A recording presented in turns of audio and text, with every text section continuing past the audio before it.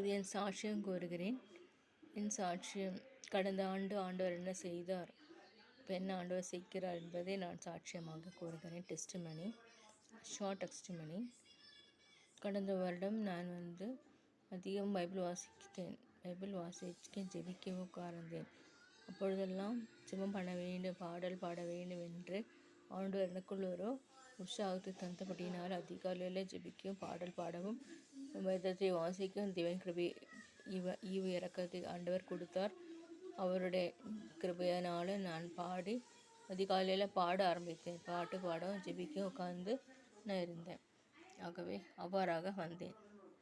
அவ்வாறாக வர முடிந்தது. உழைத்தின் ஈடுபாடு இருந்தது. கர்த்தர் என்னை எல்லா நோய்களிலிருந்தும் விடுதலையாக்கியுள்ளார். நோய் நொடிகள் ஒன்றும் சேதப்பட்டு ஒரு வாதை முன் கூடாரத்தை அணுகாது என்ற வசனத்தின் பிரகாரம் நான் ஆண்டவராகிய கர்த்தர் எனக்கு உதவி செய்தார். பல பிரச்சனைகள் போராட்டங்கள் மத்தியில் வாழ்ந்த பொழுதும் தேவன் எனக்கு ஆயுசை கொடுத்தார், ஆரோக்கியத்தை கொடுத்தார், நிம்மதியை கொடுத்தார், சந்தோஷத்தையும் கொடுத்துள்ளார். ஆகவே கர்த்தருக்கு நான் ஸ்தோத்திரம் செலுத்துகிறேன். ஆட்டுக்குட்டின் ரத்தத்தினாலும் சாட்சியின் வசனத்தினாலும் சத்துருவை ஜெயித்தேன்னு சொல்கிறார் ஆண்டவர். வசனம் இருக்குது, ஆட்டுக்குட்டின் ரத்தத்தினாலும் சாட்சியின் வசனத்தினாலும் நான் சத்துருவை ஜெயித்தேன், சாத்தானை ஜெயித்தேன். இன்று அநேக போராட்டங்கள் அங்கங்கே நடந்து கொண்டிருக்கிறது. அவற்றை மத்தியில் நம்ம என்ன செய்யணும்? சாட்சியம் செய்ய வேண்டும். அதே போல் ஆட்டுக்குட்டின் ரத்த ஹோலி கம்யூனியன் எடுக்க வேண்டும். ஹோலி கம்யூனியன் எடுப்பது அவசியம். நன்கு ஜெபித்து விட்டு தான் செய்ய வேண்டும், சும்மா போய் எடுக்கக்கூடாது. ஆகவே அவ்வாறாக வாழ்கிறேன். என் தம்பி பிள்ளைகள் இருக்கிறாங்க, அவங்களுக்கு படிப்பு சொல்லி கொடுத்தேன். அவளுக்கு தாங்க இருந்தேன். எங்கள் அம்மாவுக்கு தாங்க இருந்தேன். நான் ஜெபித்துள்ளேன். கொஞ்சம் பேர் ரட்சிக்கப்படவில்லை. ஆகவே நான் எழுதி வைத்து ஜெபித்துள்ளேன். ஒரு மாற்றம் காண முடிந்தது. மாற்றத்தை காண கர்த்தர் கிருபை பாராட்டினார், ஈவிரக்கத்தை செய்தார், வாழ்க்கையில் வாழ வழி தந்தார். அதற்கு கர்த்தரை நான் ஸ்தோத்திரிக்கிறேன். என் வாழ்க்கையில் ஒவ்வொரு நாளும் தேவனுடைய கிருபையும் ஸ்லாக்கியம் இருப்பதற்காக கர்த்தருக்கு ஸ்தோத்திரம் செலுத்துகிறேன்.